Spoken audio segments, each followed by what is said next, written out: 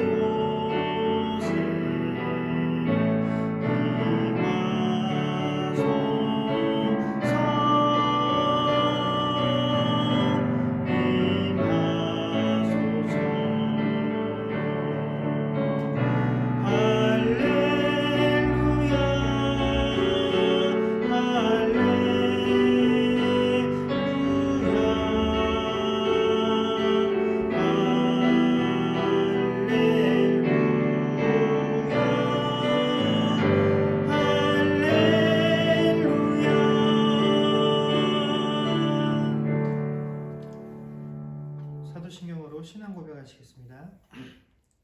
전능하사 천지를 만드신 하나님 아버지를 내가 믿사오며 그 외아들 우리 주 예수 그리스도를 믿사오니 이는 성령으로 잉태하사 동정녀 마리아에게 나시고 본디오 빌라도에게 고난을 받으사 십자가에 못 박혀 죽으시고 장사한 지 사흘 만에 죽은 자 가운데서 다시 살아나시며 하늘에 오르사 전능하신 하나님 우편에 앉아 계시다가 저리로서 산 자와 죽은 자를 심판하러 오시리라. 성령을 믿사오며 거룩한 공예와 성도가 서로 교통하는 것과 죄를 사하여 주시는 것과 몸이 다시 사는 것과 영원히 사는 것을 믿사옵나이다. 아멘. 찬송가 295장 찬양하겠습니다.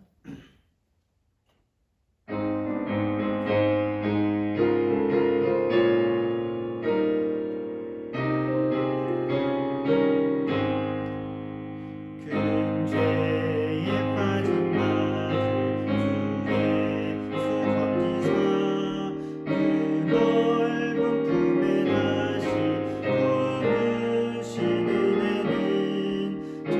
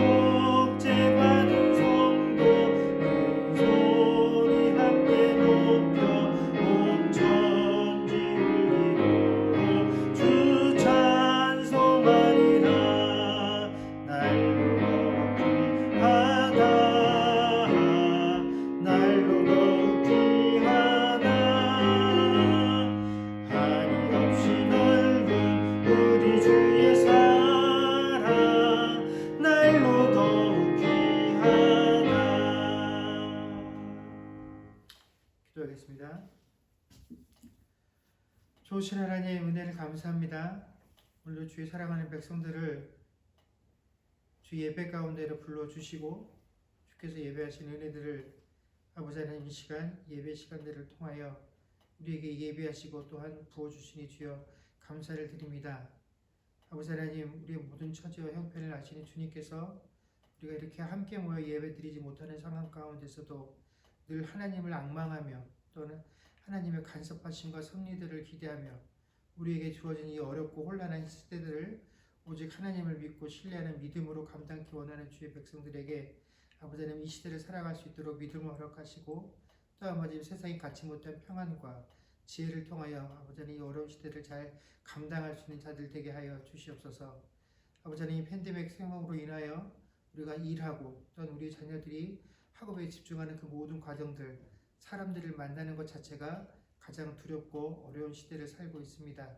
하나님 어쩔 수 없는 형편과 처지들 가운데서 우리 자녀들이 학업 가운데 또 주 사랑하는 백성들이 사업과 비즈니스로 아버지 하나님 일하며 사람들을 접하는 그 모든 상황들 가운데 하나님께서 함께하여 주심을 통하여 아버지 하나님 늘 건강함으로 이 상황들을 대면할 수 있는 자들 되게 하여 주시옵소서.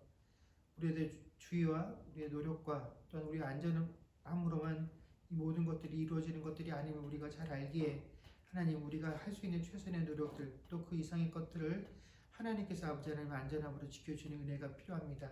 하나님 은혜를 베풀어 주시옵소서. 아버지 하나님 또한 이 모든 형편들로 인하여 우리를 둘러싸고 있는 여지껏 익숙했었던 모든 상황들이 우리가 예상치 못하고 또 예측할 수 없는 상황으로 우리의 삶들을 인도해가는 가운데에서도 아버지 하나님 늘 하나님께서 허락하시는 그 은혜들이 또 우리는 하나님만을 의지하는 그 신뢰의 믿음들을 가지고 아버지 이 상황들을 잘 감당케 하는 자들 되어서 아버지 하나님 세상과는 분명히 다른 모습들을 통하여 아버지 하나님 이 시대 가운데 우리가 존재하는 이유들 아버지 하나님 우리에게 이러한 상황들이 허락되는 이유들을 우리가 깊이 생각하며 아버지 하나님께서 인도하심을 순종하며 나아갈 수 있는 주의 백성들 되게 하여 주시옵소서. 떨어져 있는 가족들 전 세계적으로 모두 다 이 위험 가운데 노출이 되어 있습니다. 한국 땅에서나 또 세계 각지에 흩어져 있는 또 이곳 캐나다 땅에서도 흩어져 있는 우리의 부모 형제 자매들 아버지 하나님 늘 하나님께서 안전함으로 같이 은혜로 동행하여 주옵시고 또한 세계 각지에서 아버지 우리보다 더 어렵고 힘든 상황 가운데서 하나님 말씀을 전하며 아버지 하나님 주의 복음을 전하기 위해서 쓰는 모든 선교사님들의 안전함과 또 아버지 그들의 사역 가운데도 하나님께서 동행하는 은혜가 있게 하여 주시옵소서. 우리의 위정자들과 또 아버지 하나님 이 시대 가운데 속한 모든 사람들에게 아버지 하나님 지혜와 선한 마음들을 주셔서 아버지 하나님 이 어렵고 힘든 시대를 믿거나 아니 믿거나에 상관없이 아버지 하나님 우리가 이성과 아버지 올바른 도리와 판단을 따라 아버지 하나님 지혜롭게 넘어갈 수 있도록 주께서 은혜의 장중 가운데 이 피조 세계를 인도하여 주시옵소서. 감사드리며 우리 주 예수님 이름으로 기도드립니다. 아멘.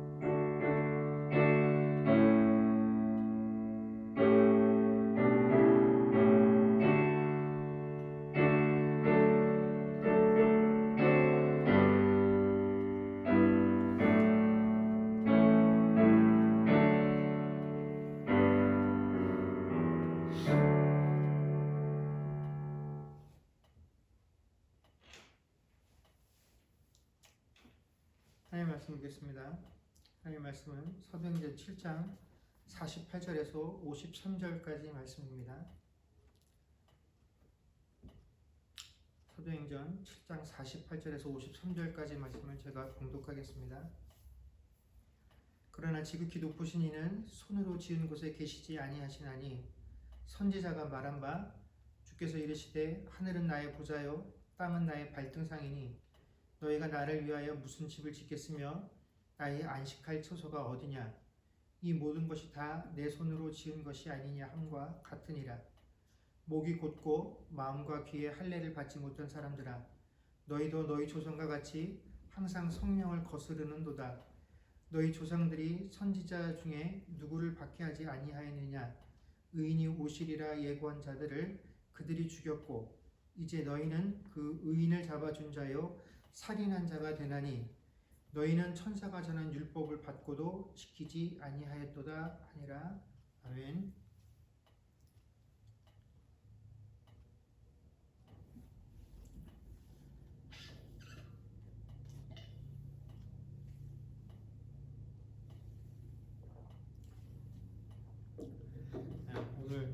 말씀의 내용은 사실은 사도행전 7장 전체에 관한 내용입니다만 저희가 그 내용을 다 읽을 수 없기에 그 중에 몇 절만을 선택하여 읽어보았습니다. 그러나 오늘 제가 드리는 설교 말씀의 전체적인 내용은 사도행전 7장 전반적인 내용들을 다 포함하고 있습니다. 이 사도행전 7장은 유대인들에 의해서 공회의 고발을 당한 스데반이 그 공회 앞에서 자신이 고발당한 그 내용들에 대해서 변론하는 것들을 담고 있는 내용이지요. 이 앞장인 사도행전 6장의 1절부터 7절까지는 초대교회에서 집사를 선출하는 내용들이 기록되어 있고 8절부터는 스데반 집사의 사역에 대한 기록이 적혀 있습니다. 스데반 집사는 은혜와 권능이 충만하여서 큰 기사와 표적을 행하였고 특히 세계 각지에서 몰려든 자들이 예루살렘에 자신들의 출신에 따라 세운 회당에서 논쟁을 할 때 그들이 스데반과 논쟁을 해서 능히 당하지를 못했다라고 성경이 기록을 하고 있습니다. 그러자 사람들을 매수해서 그를 공회에 고발하게 되었는데 그 고발 내용의 핵심이 사도행전 6장 11절에서 14절까지의 내용입니다. 제가 읽어드리겠습니다.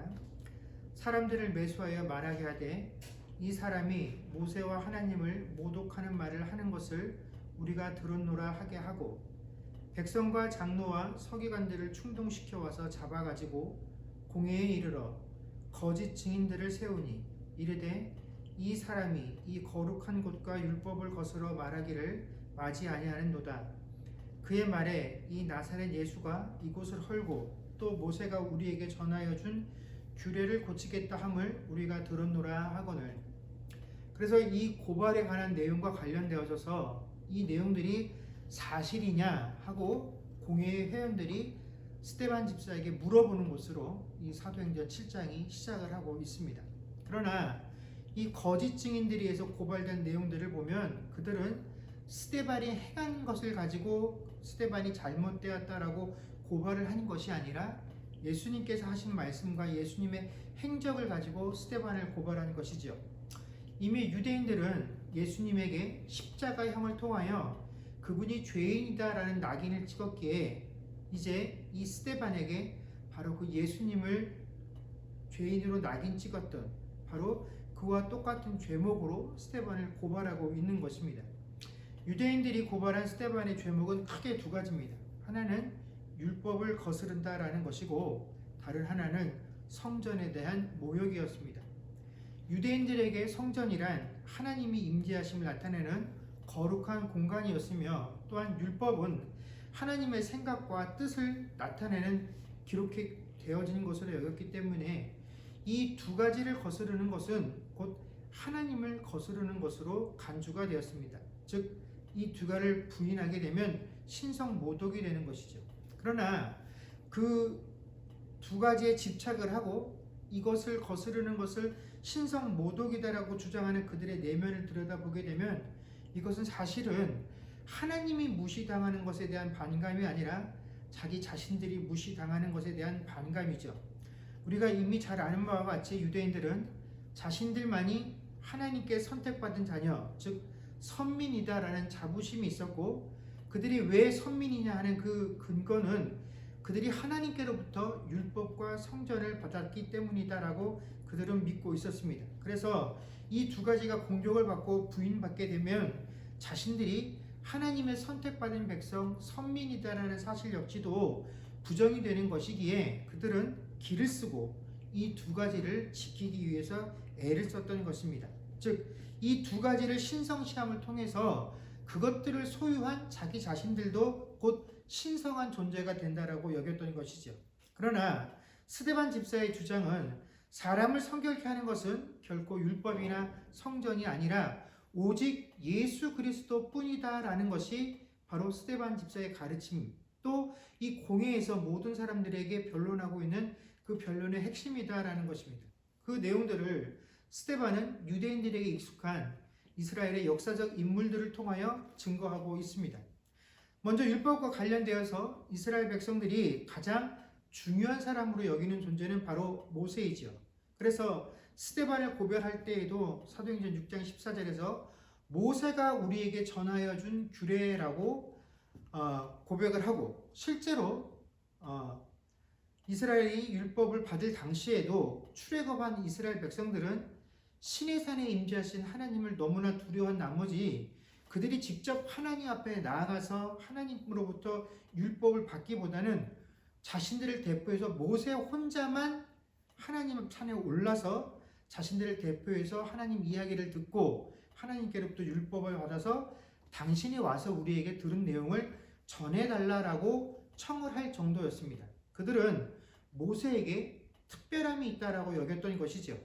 자신들은 하나님 앞에 서면 그 하나님의 거룩함 때문에 당장이라도 죽을 것만 같았는데 모세는 하나님 앞에 서서 이야기하고 듣는 것을 전혀 두려워하지 않았고 그리고 실제로 그는 하나님 앞에서 이야기할 때도 죽지 않았기 때문에 이 유대인들은 모세라는 인물을 굉장히 대단한 존재로 여겼습니다.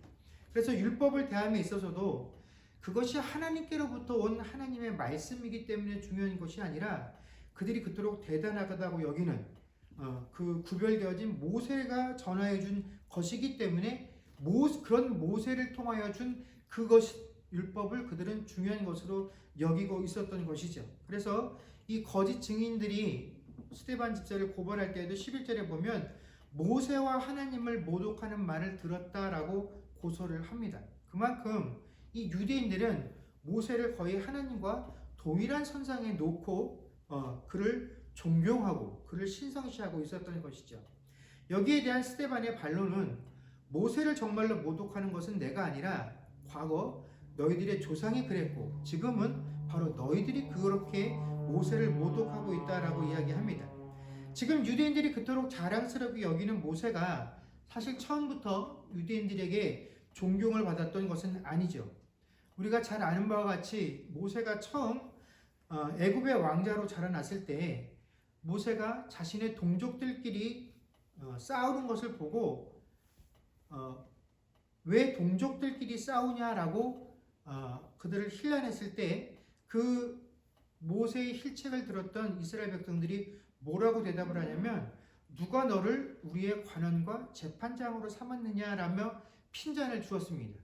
이 일이 있기 전에 바로 그 직전에 어떤 일이 있었냐면 자신의 동족을 괴롭히고 있는 애굽의 관원을 모세가 참지 못해서 쳐서 죽인 일이 있었습니다. 그리고는 그 시체를 몰래 숨겨 놓았는데 이것들을 같은 동족이었던 히브리 유대인들이 알고 있다가 이것을 오히려 모세의 약점을 삼아 누가 너를 우리의 관원과 재판장으로 삼았느냐며 그를 핀잔을 주게 되었죠. 그래서 모세가 자신의 모든 것들이 탄로난 것을 알고 애굽에서 누릴 수 있는 모든 영화를 버리고 광야로 도망을 가게 됩니다. 그래서 도망가서 살고 있었던 그 모세를 하나님께서 불러서 하나님의 종으로 이스라엘 백성의 지도자로 세우셨죠. 그러나 그런 이스라엘 민족들을 이 모세가 인도하여서 출애굽하여서 광야를 지나 가나안으로 들어가는 그 모든 여정 가운데 그들은 자신들에게 조그만 어려움이 생기면 끊임없이 모세에게 불평을 하고 원망을 하고 그의 인도하시는 방법에 대해서 불순종을 했다라는 것입니다. 그러면 늘 마음속 한 구석에는 애굽으로 다시 돌아가고자 하는 애굽에서 누렸던 것들을 다시 사모하는 그런 마음들을 가졌고 있었다라는 것이 그 이스라엘 역사의 증거다라는 것입니다. 즉 스데반의 조상이기도 했던 이 유대인들의 조상들은 사실상 모세를 거절했다라는 것이죠. 모세를 거절했다라는 것은 그가 전하는 내용들을 거절한다라는 것이고 그것은 곧 그들이 율법을 거절하는 것이었다. 그것은 즉 그들에게 율법을 부여해 주신 하나님을 거절한 것과 마찬가지다라는 것이 이 스데반 집산의 변론의 핵심입니다. 그런데 이 율법을 거절했다라고 하는 것이 율법에 적혀 있는 기록되어져 있는 어떠한 내용 그 규칙의 내용들을 거부했다라는 것이 아니라 이 율법을 주신 의도를 거부하고 무시했다라는 것이 스데반 집사의 이야기입니다. 오늘 저희가 읽었던 본문 51절 53절에 보면 목이 곧고 마음과 귀에 할례를 받지 못한 사람들아 너희도 너희 조상과 같이 항상 성령을 거스르는도다.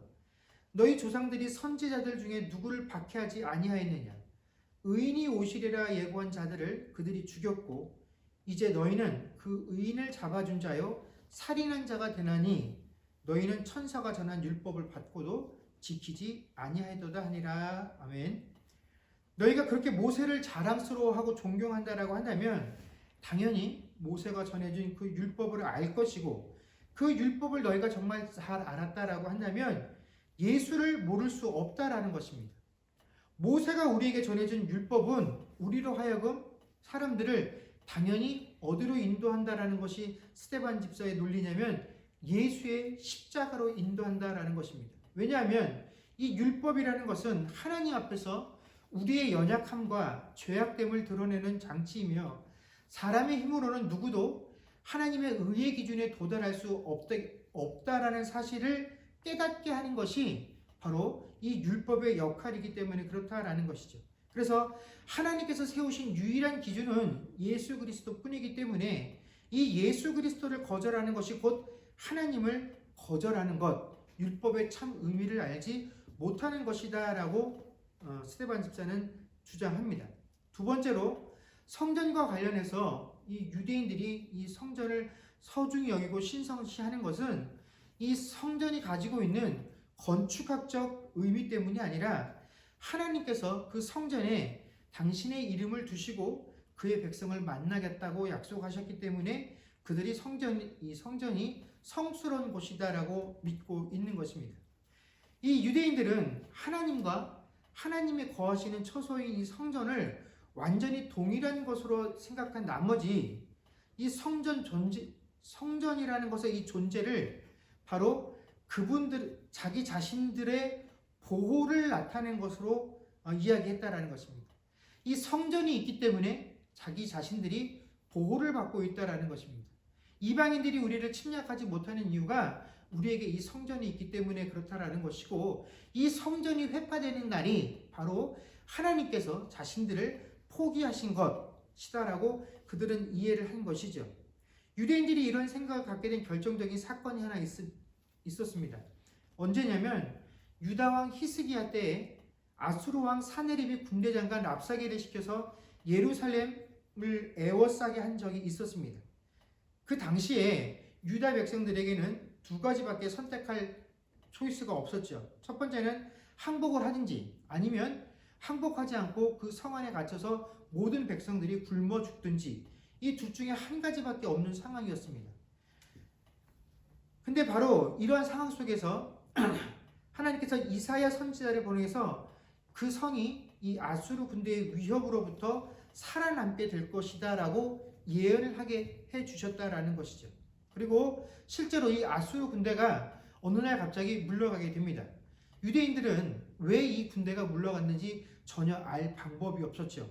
나중에 이 사람들이 가서 그것을 확인해 보니 이 아수르 군대가 자기네들끼리 어떠한 이유에서인지 몰라도 혼란을 붙게 되었고, 스스로 자기들끼리 칼부림을 하고 나중에는 후퇴해서 물러가게 되어서 이 예루살렘이 기적적으로 구원을 받게 되었다라는 것이죠. 바로 이때 이스라엘 백성들이 어떠한 기억을 갖게 되냐면, 이곳에 하나님의 성전, 여호와의 전이 있기 때문에 이방인 군대가 함부로 침범하지 못했다라고 그들이 생각하게 된 것입니다. 하나님이 계시는 곳인데 누가 감히 와서 방해를 놓고 회파할 수 있겠느냐 하는 것으로 그들의 믿음과 신앙관들이 뿌리를 내리게 되었다라는 것이죠. 그러나 이것은 자신들의 상황에 따라 하나님의 뜻과 의도를 판단하는 지극히 자기 위주의 신앙 해석이지 실제로 하나님의 뜻과는 아무런 연관이 없는 것이죠.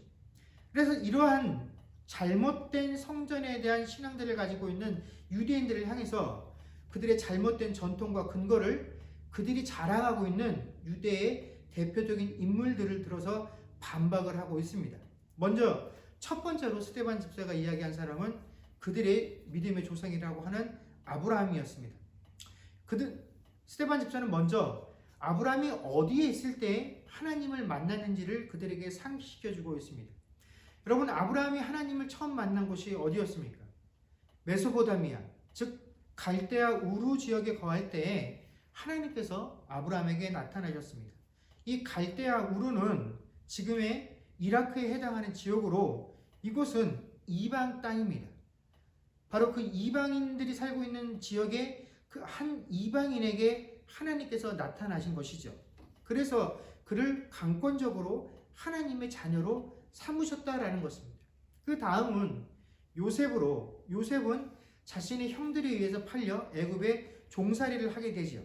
그러나 그가 이방 땅, 그 애굽 땅에 거하는 동안에 줄곧 하나님께서 그와 함께 하심으로 그의 삶이 형통했다라고 성경은 기록을 하고 있습니다. 그리고 요셉이 처음 총무로 일했던 그 집안이 요셉으로 인하여 번창하게 되고, 이 이후에는 이방 국가인 애굽의 총리가 되어서 그 애굽 땅을 통해서 그 일대의 흉년을 대비하게 하셨다라는 것이죠. 하나님께서 이방 국가와 이방인들의 손길을 통해서 그들을 형통케 하시는 방법으로 하나님께서 하나님의 뜻과 계획을 이루어 가셨다라고 스데반 집사가 이야기합니다. 그리고 그 다음은 모세입니다. 모세 역시 하나님의 일을 하도록 부름받았던 그 장소가 이방인들이 거하는 곳이었죠.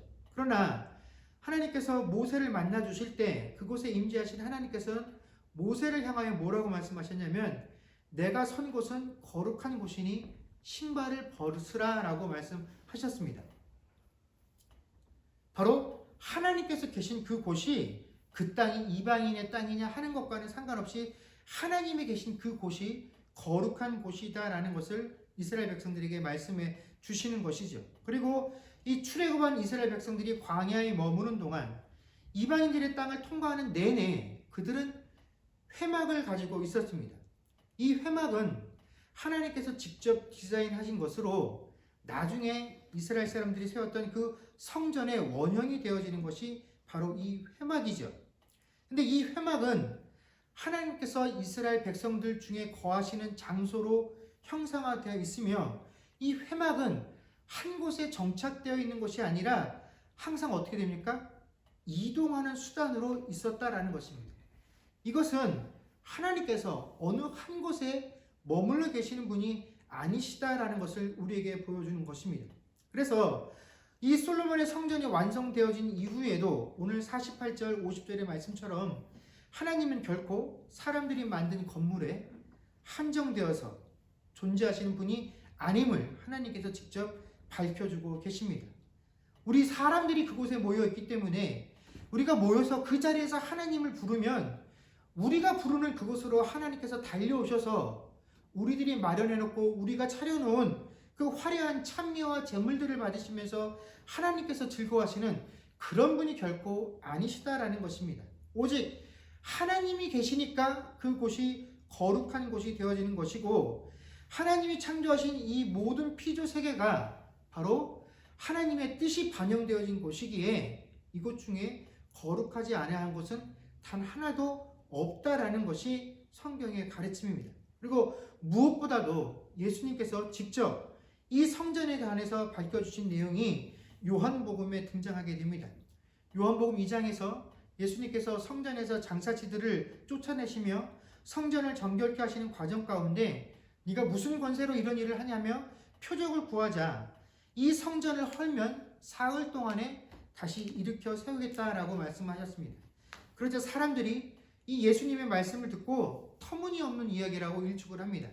그러나 이 예수님께서 말씀하셨던 성전을 헐면 내가 사흘 안에 세우리라는 이 말씀의 의미는 요한복음 2장 21절에 보면 예수는 성전된 자기 육체를 가리켜 말씀하신 것이라 라고 성경은 우리에게 말씀해 주고 계십니다.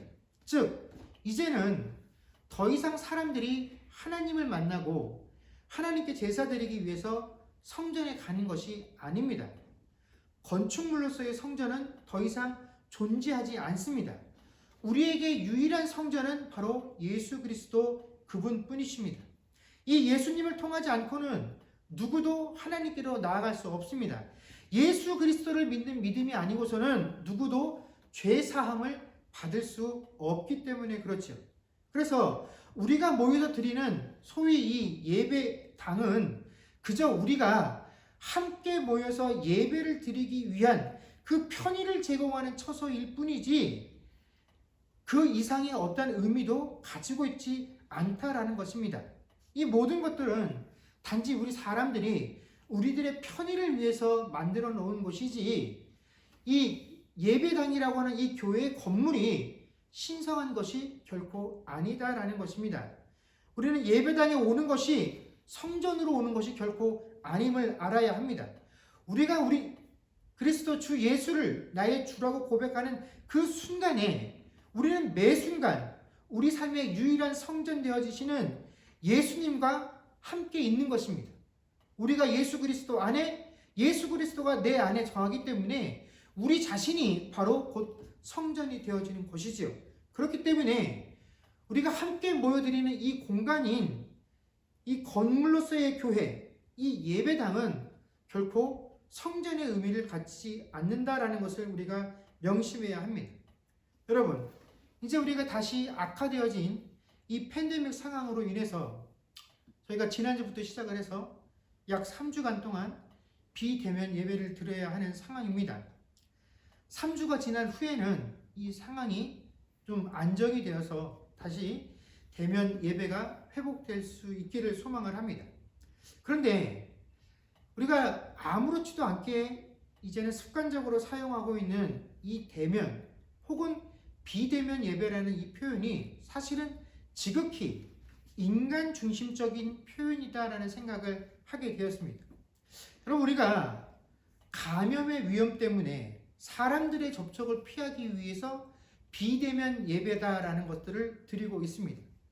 이제 근래에는 논쟁이 좀 줄어들기는 했지만 여전히 정부가 종교 행사를 통제하는 것에 대해서 강한 불만을 가지고 있는 사람들은 대면 예배를 고집하기도 합니다. 그런데 여러분, 우리가 비대면 예배 혹은 대면 예배라고 부르는 이 비대면과 대면의 기준이 무엇입니까? 사람의 얼굴을 보느냐 그렇지 못하느냐가 비대면 예배냐 대면 예배냐 하는 그 유무의 기준이 되고 있다는 것입니다. 근데 여러분, 우리가 정말로 대면해야 하는 것은 무엇입니까? 우리에게 중요한 것은 예배당에 모여서 같이 모여있는 그 사람들의 얼굴을 보면서 예배를 드리고자 하는 것이 우리 예배의 목적은 아니지 않습니까? 예배당에 모이던 그렇지 못하던 우리를 둘러싸고 있는 예배의 환경이 어떠하든지 간에 상관없이 우리는 늘 하나님을 대면하며 예배하는 자들입니다. 그것이 예배의 주인이신 하나님을 경배한다라고 말하는 우리가 드리는 예배의 참된 목적 아니겠습니까? 그렇게 우리의 예배는 우리가 어느 자리에 서 있든지, 지금 저처럼 예배당 안에 들어와서 이 녹화를 하고 있든지, 아니면 지금 이 상황 속에서 여러분들이 화면을 통해서 예배를 드리고 있든지 간에 우리가 드리는 예배는 늘 대면 예배입니다. 왜 대면 예배입니까? 하나님을 대면하는 예배이기 때문에 대면 예배인 것입니다. 우리가 사람의 얼굴들을 보자고 함께 모여서 예배 드리는 것은 결코 아님을 알아야 합니다. 우리가 하나님의 존전 앞에 머물고 있는 한 우리의 예배는 늘 언제나 대면 예배인 것입니다. 물론 우리가 교우들과 함께 모여 예배드리는 유익과 기쁨들이 분명히 있습니다. 그것이 우리 신앙생활에 주는 도움들이 분명히 존재합니다. 그러나 그것은 우리가 예배당에 모여서 함께 예배드리는 본질적인 의미들과는, 그런 중요성과는 아무런 상관이 없는 것들입니다. 그건 다 부차적인 것들입니다. 만약에 우리가 함께 모여 예배드리고 있는, 꼭 모여서 우리가 함께 모여 예배 드려야 하겠다라는 것이 그저 사람들의 얼굴을 보면서 그 사람과 함께 있는 그런 부차적인 그 기쁨들, 부차적인 중요성들을 더 챙기기 때문에 우리가 굳이 함께 모여서 예배 드리는 것이 참된 예배다라고 여긴다라고 한다면, 그것은 우리가 모세의 율법과 성전을 가지고 있기 때문에 우리야말로 하나님의 선택받은 유일한 백성이다라고 자랑하는 그런 유대인들의 신앙과 다를 것이 전혀 없다라는 것입니다. 여러분, 우리의 신앙은 하나님을 대면하고 있다라는 사실로 인해서 중요해야 하는 것이고, 그 하나님을 자랑하는 것이어야지 우리가 예배당이 있다라는 것, 함께 모여 예배드릴 수 있는 그런 건물이 있다라는 것, 교회의 전통이 있다라는 것, 우리 교회는 이만큼의 역사가 있다라는 것, 우리 교회에는 이렇게 자랑할 만한 인물이 있다라는 것, 그런 것들이 되어서는 결코 안 된다라는 것입니다. 사랑하는 성도 여러분, 우리가 함께 모여서 한 목소리로 하나님께 기도하고 찬양하며 예배 드릴 수 있는 것, 그 참으로 유익한 것들이 있습니다. 그러나 우리가 함께 모여서 사람들의 얼굴을 보는 것을, 그것으로 우리의 예배를 대면 예배냐 비대면 예배라 하는 것으로 만드는 자들이 되지 마시고, 우리가 어디에 있든지 간에 우리의 삶이, 우리의 예배가 늘 하나님을 대면함으로 인해서 우리의 삶이, 우리의 예배가 대면 예배가 되어지는 예배를 드릴 수 있는 저와 여러분들이 되어질 수 있기를 주 이름으로 간절히 축원합니다. 기도하겠습니다. 그렇습니다. 주님, 유대인들은 자신들에게 율법이 있음을, 성전이 있음을, 그것으로 인하여 자신들이 정말 하나님께 선택받은 민족인 것임을 내세우며 그것으로 자부심을 삼았습니다. 그러나 스데반 집사가 정말로 그들에게 율법이 있다라고 한다면 어떻게 예수를 모르겠느냐? 너희가 예수를 모른다라고 한다면 그것은 하나님이 너희에게 주신 그 율법을 제대로 지키지 못하는 것이다라고 말을 하고 있습니다. 성전이 있으니 그 성전에 가서 하나님께 예배드릴 수 있으니 그들은 하나님의 자녀다라고 말을 하지만 이 건물 성전은 아무것도 중요하지 않다라고 스데반은 이야기합니다. 하나님이 어디 계시느냐 하는 것이 참으로 중요하다라고 이야기하며 이제는 성전에 나아감으로 하나님께 나아갈 수 있는 것이 아니라 예수 그리스도가 온 이후로는 오직 하나님께서 택하신 유일한 방법, 이 예수 그리스도를 통하지 않고서는 누구도 하나님께로 나아갈 수 없으며 죄사함을 얻을 수 없다라는 것이 바로 이 스데반 집사의 말씀의 내용입니다. 하나님, 우리가 처해져 있는 오늘날의 상황들이 비대면 예배냐 대면 예배냐 하는 것들을 중요하게 여기는 그런 시대를 살고 있습니다.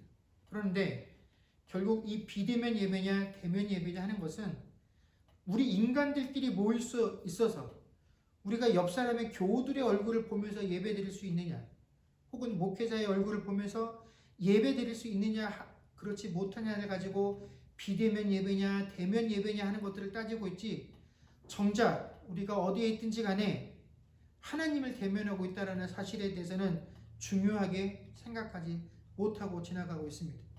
그래서 우리가 이렇게 함께 모여서 예배 드릴 때에는 우리가 하나님을 대면할 수 있었으나 이제 함께 모이지 못하기 때문에 하나님을 대면하지 못하는 자들입니까?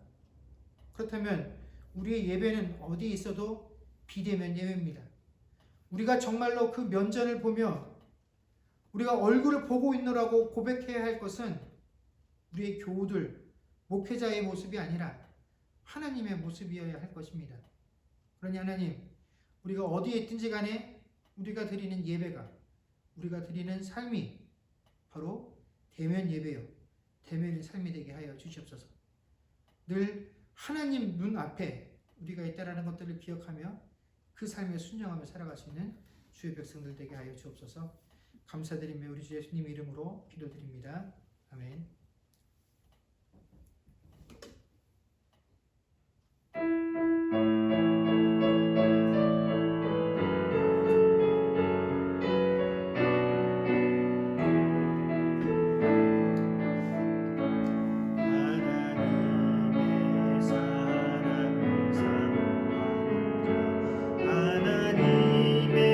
평안을 바라보는 자 너의 모든